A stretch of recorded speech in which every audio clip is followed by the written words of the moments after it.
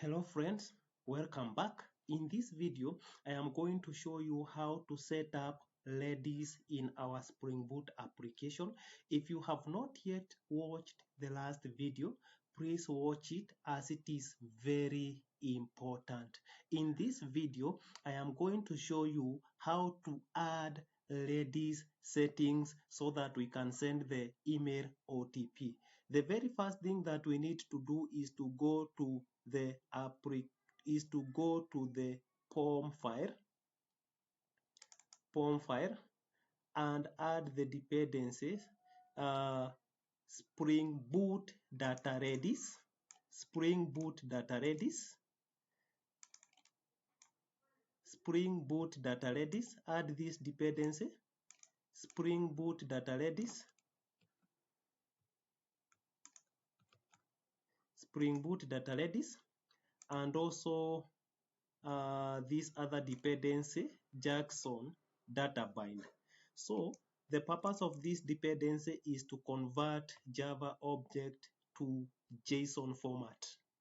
So if you are so just go to start.spring.io and search for Spring Data Redis, and also go to Maven Central, search for Jackson data bind, and then to your pom.xml. The other thing will be to come to the applications.properties. Applications.property. Let us add Redis configuration. The first one is spring.data.redis.host.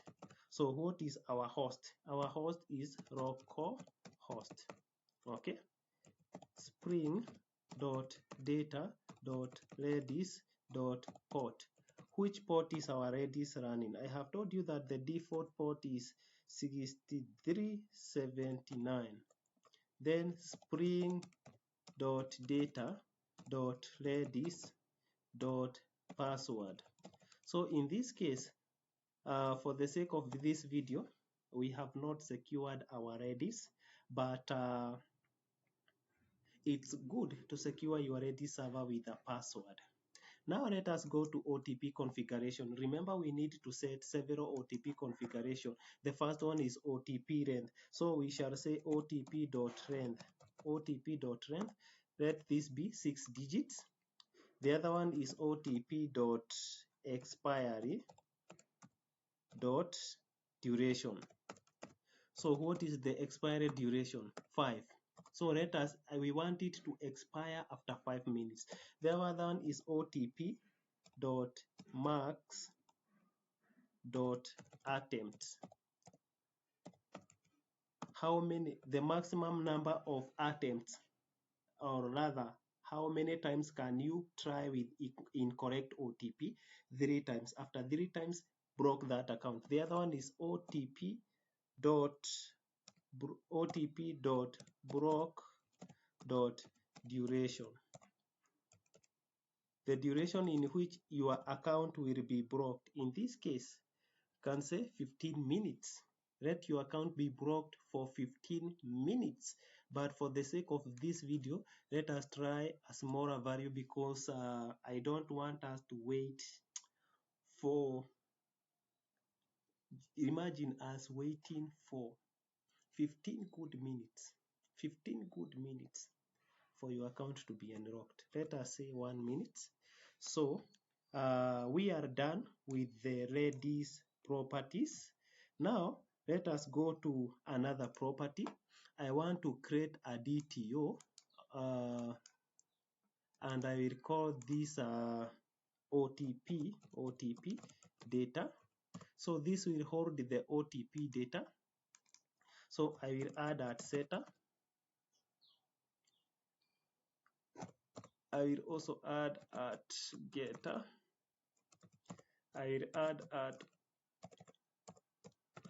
or as constructor, at no as constructor. Then I will define two fields, private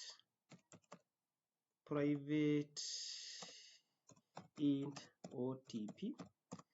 I want my OTP to be 6 digits integers. The other one is private int attempt. So this will keep track of the number of failed attempts. Okay. Then I want to define a method, public void increment attempt. I want this method to increment your attempts. So basically, what happens if, in this method, if you enter an incorrect OTP, this method will increment this dot attempt plus plus. It will increment your OTP attempts. Okay. So that is the first thing. The other thing that we need to do is we need to create a Redis config. We need to create, inside the config file, create a new class called Redis config. We need to create several Redis configs. So define this with at configuration so that it can be scanned as a Spring Boot component automatically. So the first thing that I want us to define is Redis connection factory. This allows us to connect to the Redis server. So we will define this as a bean. Remember, I explained to you at the beginning of this video the meaning of all this annotation. So public Redis connection factory, Redis connection factory. So in this case, we are going to return Redis. Redis is just a type of rather a connection factory for Redis. Return new Redis connection factory, and we are done with that.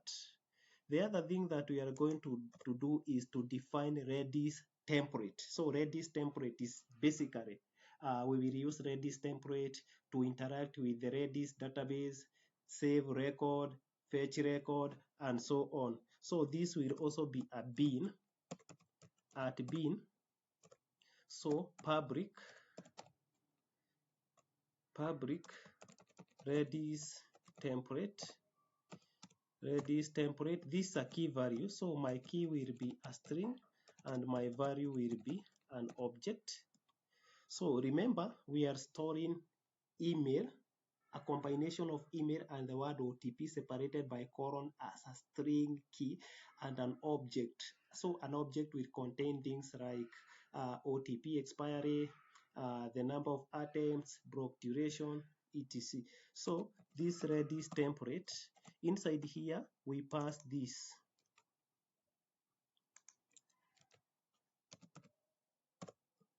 Then there are several things that we need to define. The first one is this Redis template. Redis template is of type string key object as a value.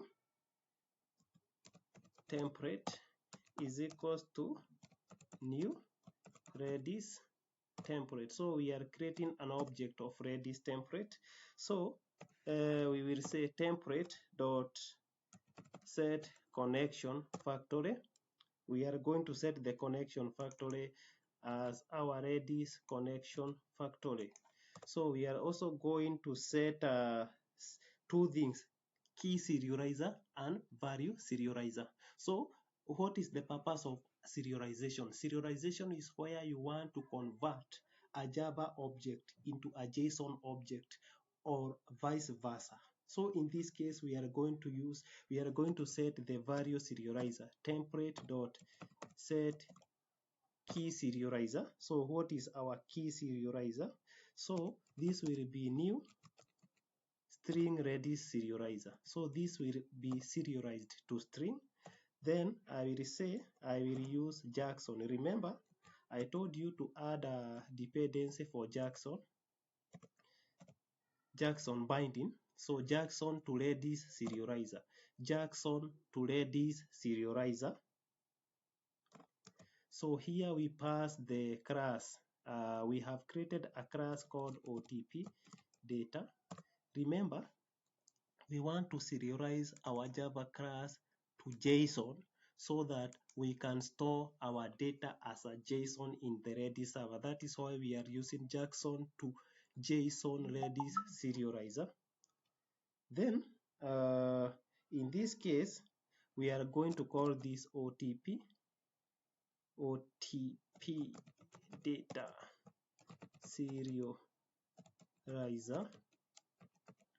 OTP data serializer is equals to new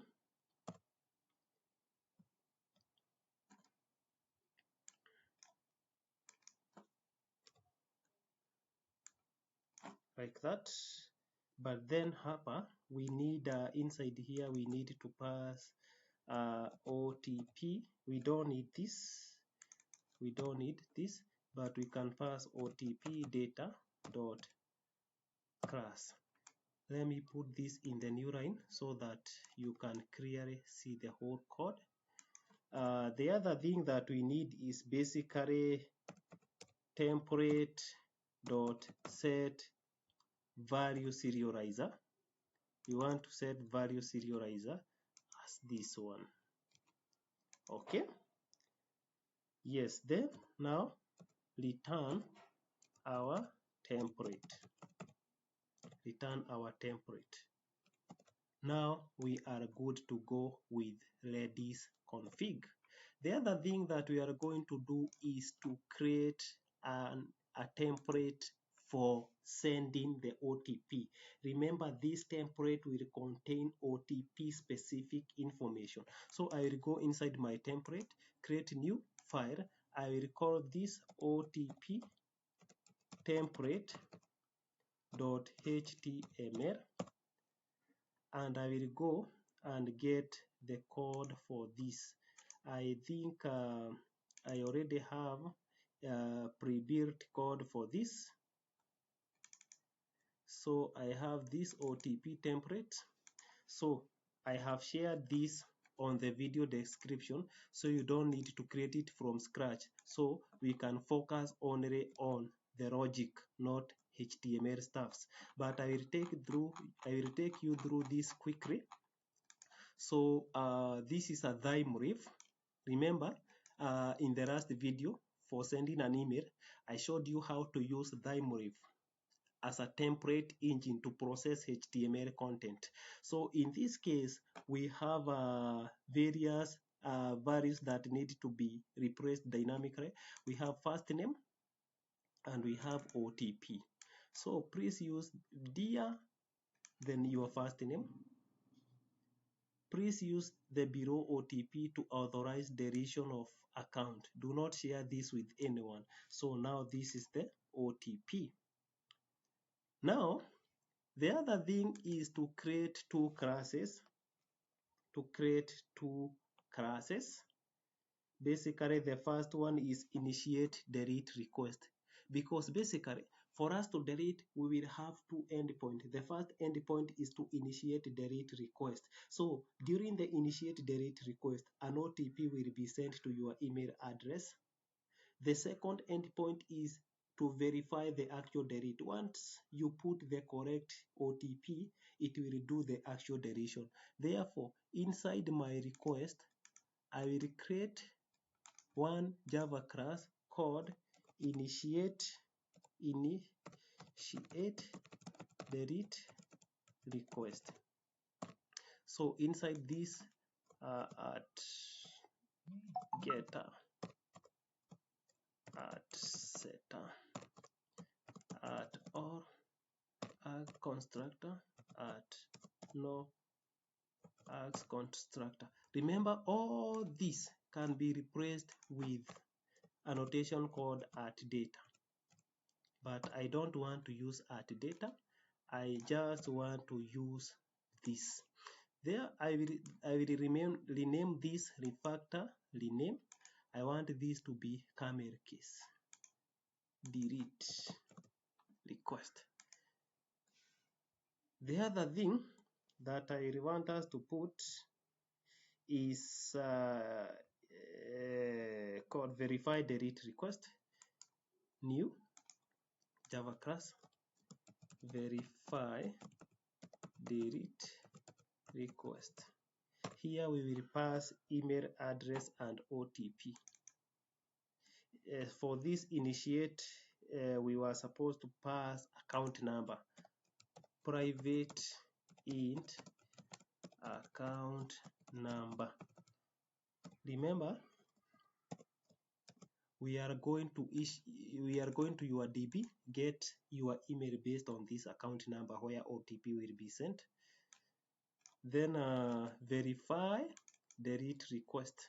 So for this verify delete request, we have two things: private int OTP, and we also have private string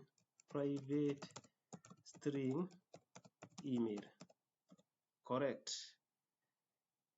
Account number, OTP, basically account number.